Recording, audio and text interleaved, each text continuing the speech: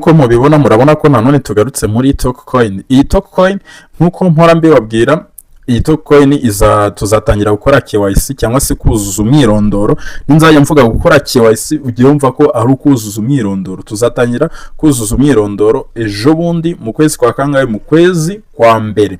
Hanyuma mu kwezi kwa kabiri tubashe gutangira kugurisha izi coin tuzaba twaragize tuzaba twara mining. Gusa guys, ikintu kizanye muri iyi video no kubabwira ibintu bikomeye cyane muri Tokcoin, dore ko iyi Tokcoin abantu benshi bakomeje kuyishidikanyaho, ariko icyo nakubwira cyo mining zose dukora zitangira tubasha kuzishidikanyaho.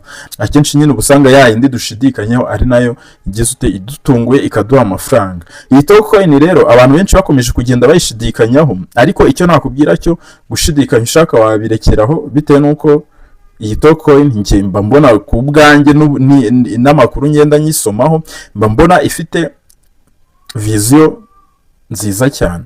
Okay, iyi Tokcoin murabizi ko iyi Tokcoin ni y'aba German, ni y'aba German nkuko ahangaha babivuga hano, nkuko babivuga urabona ko ni y'aba German, kandi murabizi ko simubiza aba German ibintu babasha gukora simubizi uburyo biba birenze.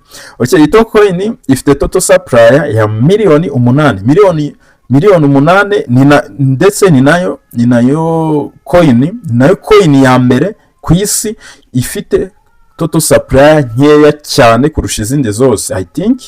Gusa iyi Tokcoin bitewe no kwitari yajya ku isoko, ntabwo nyine just ntabwo yaba official nyine, ntabwo ntabwo twayigira official ngo igire ute ngibe noze ibe coin ya mbere ifite izo coin. Ubu ngubu coin izifite ni Bitcoin niyo ifite coin nkeya cyane, dore ko ifite coin total supply ya miliyoni niba ari 20 na zingahe I think miliyoni 20 na, gusa iyi ngiyi urumva ni coin miliyoni 8 zonyine gusa. Iyi Tokcoin ni ukuvuga ngo iyi mibare tuba tubona hano turi ku mining iyi ngiyi, izi coin bazagira ute, hari igihe kizagera nijya kujya ku isoko, hanyuma izi coin bajye bazifata bazivunjemo, wenda tuvuga urugero nka coin 1000 bahite bazivunjamo coin imwe, mehezandi 1000 zose bahite bazitwika bazivunjemo coin imwe gusa.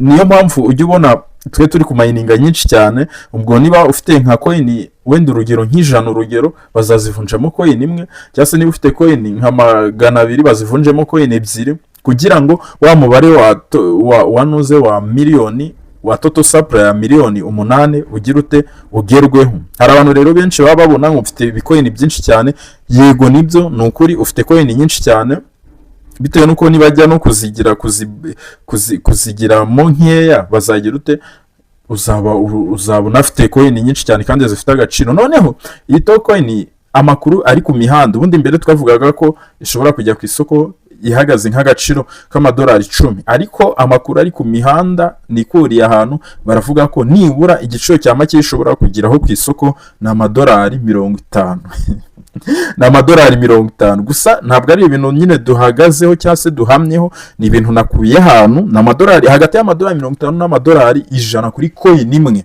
kuri coin umwe. Guys, mwumve kantu kuri coin imwe hagati y'amadolari 50 n'amadolari 100. Iyi coin rero nakugiye nama gukomeza kuyimayininga, dore ko ntabwo tuba tuzi ikizaduha amafaranga ngo ni iki. Nkuko banyiri uyu mushinga bahora bavuga ko iyi coin yabo ntabyo kwingingiriza abantu ngo bayimayininge, bitewe nuko uzanarebe iyo wibagiwe password muri Tokcoin ntabwo wabasha kuyigarura, ntabwo bishoboka.